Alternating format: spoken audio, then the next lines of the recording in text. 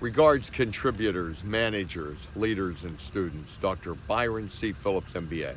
Your professor, your executive coach, your consultant, your professor of leadership, marketing, management, and happiness, and your tennis pro. The topic for the video is the difference in a happy work life and a meaningful work life. What is a happy life? What is a meaningful life? According to a Stanford study, the happy life involves on being focused on the present, whereas a meaningful life involves thinking more about the past, the present, and the future, and being much more reflective and thoughtful about happiness.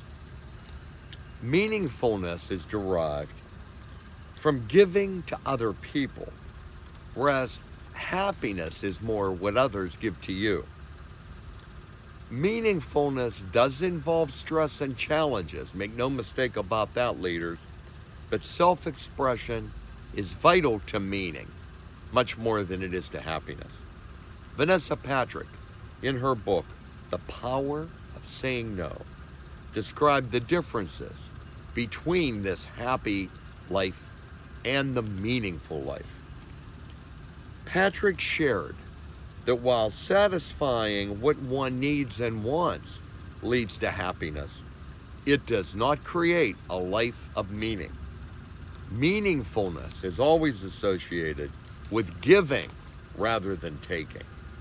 Meaningfulness originates from self-sacrifice and involves stress, but the personal cost of incurring a life of meaning is balanced out by the impact one will have on the world. Patrick recommended that we live a meaningful life and that we regularly make what she likes to call, quote, hero journeys, end quote. Patrick quoted Warren Buffett, who said, quote, never major in minor things. Or the late great Stephen Covey, who said, so many people have the ladder leaning against the wrong wall, and they get too tied up in the thick of thin things. So be more meaningful and reflective about what your focus is to develop the meaningful life. As a leader, we need happy and people who have lives of meaning.